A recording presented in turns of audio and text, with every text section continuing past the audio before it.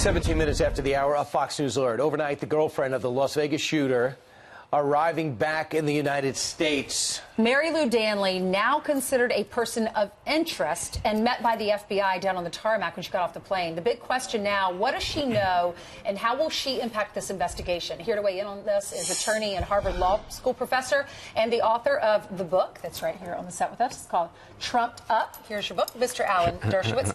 Thank you so much for being with us, Dr. Dershowitz. Thank you. So we're wondering, we have so many questions about this girl. How did they, or his girlfriend, how did they lure her to come back to the U.S.? Do they just detain her and say, you're coming, or do they have to talk her into it? They had to talk her into it. She could have resisted, and I think what they're trying to do is persuade her at this point that she's not a suspect, that she's just a source of information, and that she doesn't need a lawyer, she doesn't have to worry about what she said. If they can keep her as a person of interest, not as a suspect, they'll get a lot more information from her.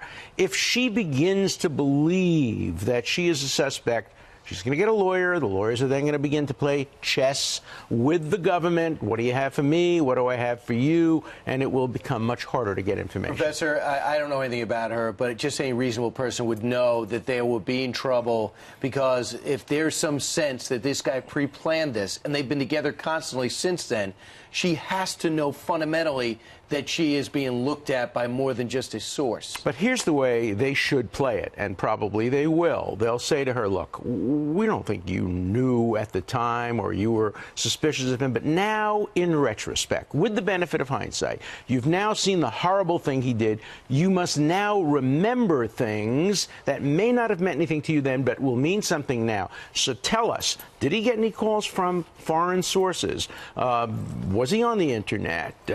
All of those kinds of questions. Where's the money?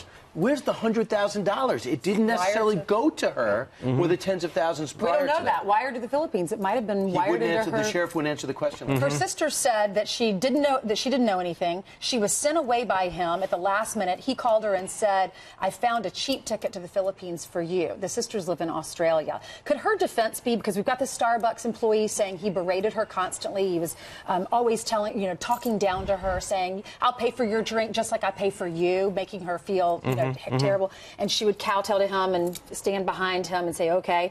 Do you think her defense could be, this guy, clearly this guy is evil, not a good person? Could she say, you know, I was too scared to stand up to him? Well, I think they're going to use that as leverage. They're going to say, if they have to get to the point where they have to use leverage, they're going to say, look, we can make a case against you. $100,000, that might have been hush money. You had to suspect something. This is months in the planning. But if you completely and fully cooperate with us and tell us everything, stretch your memory, we'll give you a deal. What would you recommend if she were your client for her to do in that situation?